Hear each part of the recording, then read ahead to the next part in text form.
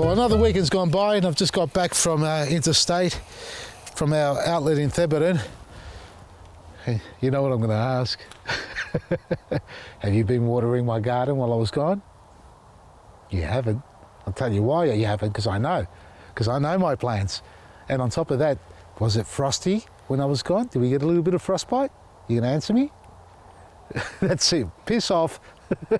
Well, apparently we had some frost over the last few days since I was gone, and now these capsicums here that I've kept, and I'm going to try to overwinter, but I don't think they'll do too well this winter time because they already got hit by one frost. And let's have a look at it. This is the damage. This isn't water damage, meaning dehydration. This is what we call frostbite.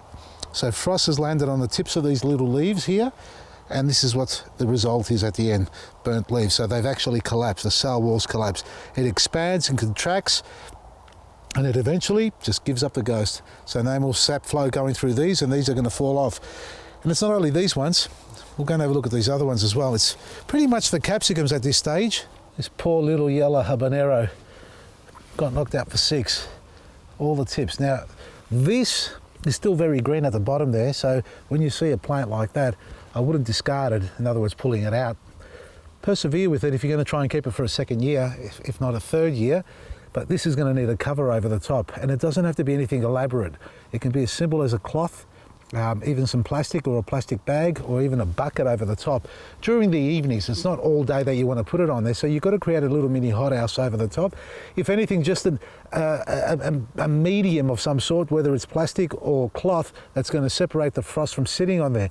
Even if you've got some insect netting, which is the finest of all nettings, as opposed to the bird netting, that will stop the frost settling in through the plant. Some of it will still get through, but not a lot of it, and hopefully that will be enough so you don't have to go, well, you know, buy another cloth or something like that, or just get a bed sheet out. Now these ones got hit hard, so that one there, that one over here as well, has copped it. But speaking about insect netting, well, we've got one here on display.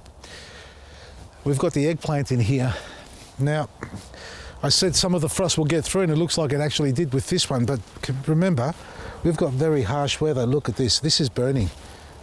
See the burn marks there? It's almost like sunburn. Well, exactly the same symptom will result at the end, but in this case, it's by the frost, by the cold weather. Look at that, that's been eaten alive there. So this eggplant is still active. We've still got good growth underneath there, or good leaf foliage on there. So you can see these ones here. So it's still actively growing. The root system is still strong. In other words, the soil might be warm enough to keep it active through the cold period, but on top is where the problem is. So the dieback like that, the last thing you're going to be doing now is pruning that off. You do not want to be pruning that off, because you'll just stimulate, if there's any sap flow in the plant still, as there is here, you can see the growth, it'll push on new growth, and this is the wrong time of the year to have anything growing that's a summer plant or a spring summer plant like eggplants or capsicums. So if the plant's showing signs of growth, or even if it isn't, at the end of the day, even if it isn't showing any signs of growth, don't prune them back. Just leave them as it is. Maybe discard some of the old, withered leaves like that away from the plant. Prune those off, but don't give it a hard prune to think that you can shape it and prune it like you do a deciduous tree. Best to leave it, let it overwinter, and maybe put another layer of insect netting, because obviously this isn't going to suffice for the frost that we get here.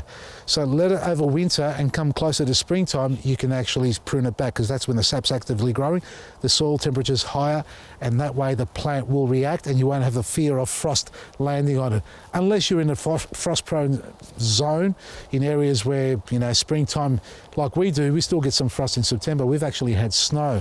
Now, talking about hothouses, come along, I want to show you another little hothouse. Before we get to the little hothouse, did you water me garden, mate? Bananas you did, because I just watered it. I've come here. Why is it every time I'm gone, everybody just stops doing anything on the property? And while I'm around, everyone acts so busy all the time. I'm busy.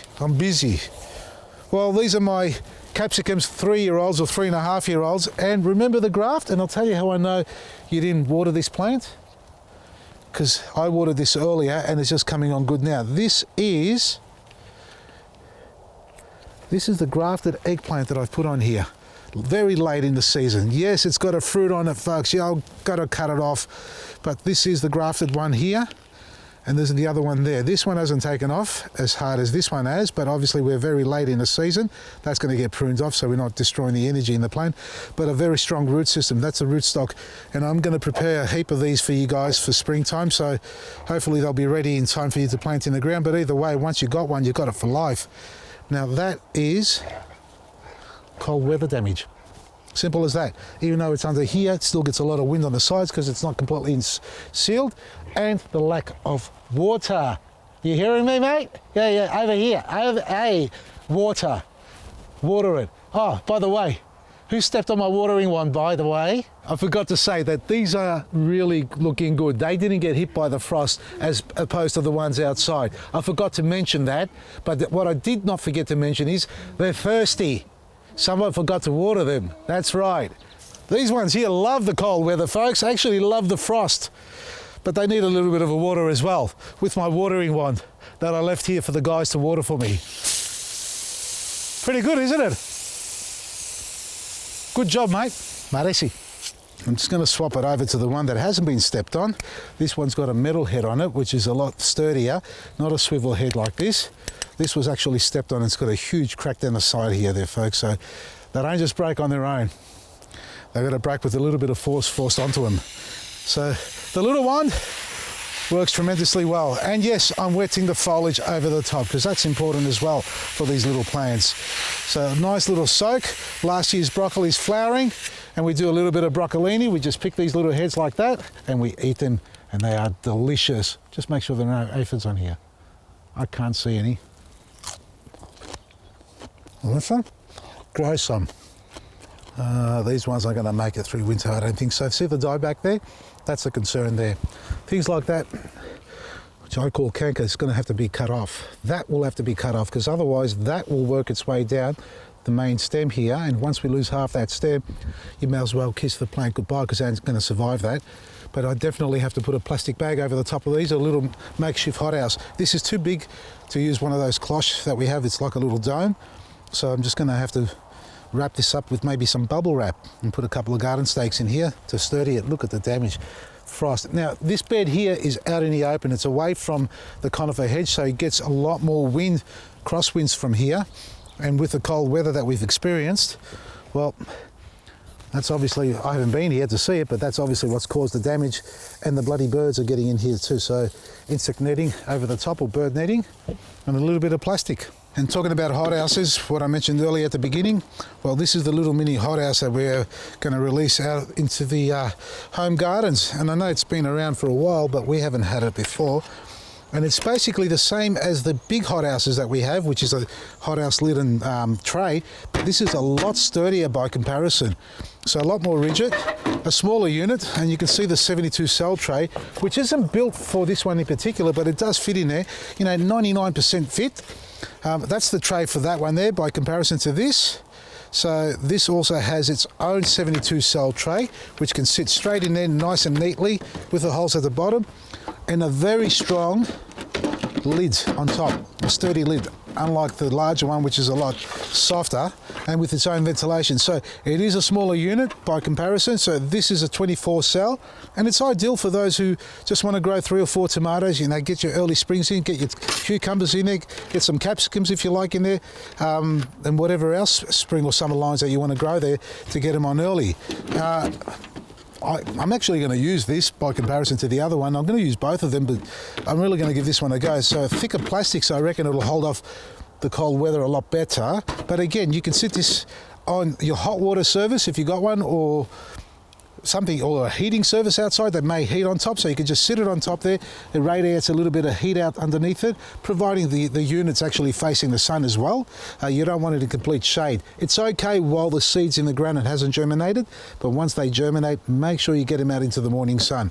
So if you haven't got a hot water unit that you can sit it on, you can get those heat mats that we have online, small and large as well. So little mini hothouse is going to be released, folks, so it should be available online for you to enjoy. And we're going to do it with a little kit, basically a little bit of soil, which is our planting mix and cocoa blend. So we'll give you some of that to go with the little kit that you put inside there, and maybe a packet of seeds or 2 as well, so you can enjoy some new spring lines that maybe you haven't grown before. Now, our cocoa bag label bag has been printed finally. I know it's been a long time coming, folks, longer than we anticipated. So we're getting them tomorrow. We're going to start filling those out, but we still got the old clear bags in stock. And next week, approximately next week, by the end of next week, we should have the planting mix bag and the compost bag in the label bag as well. So those three products will be in circulation and available to all participating garden centres as well. At the moment, because they're in clear bags, it's hard to get them out there because you need the instructions and information on there as well. Now, you'll be able to get all that in the next week to 2 weeks, but they'll be available also as a click and collect from our website at our locations. Now, while we got the clear bags, we are running them cheap, folks, so take advantage. Stock up, end of financial year sale. Grab everything you need, stock up for springtime to take advantage of the big discounts. It's EOFY24, the coupon code, and you're going to save at least 50% once you apply that extra discount on it too. So take advantage before we run out. Ends 30th of June. Vasili'sGarden.com. From me, Vasili, Maresi.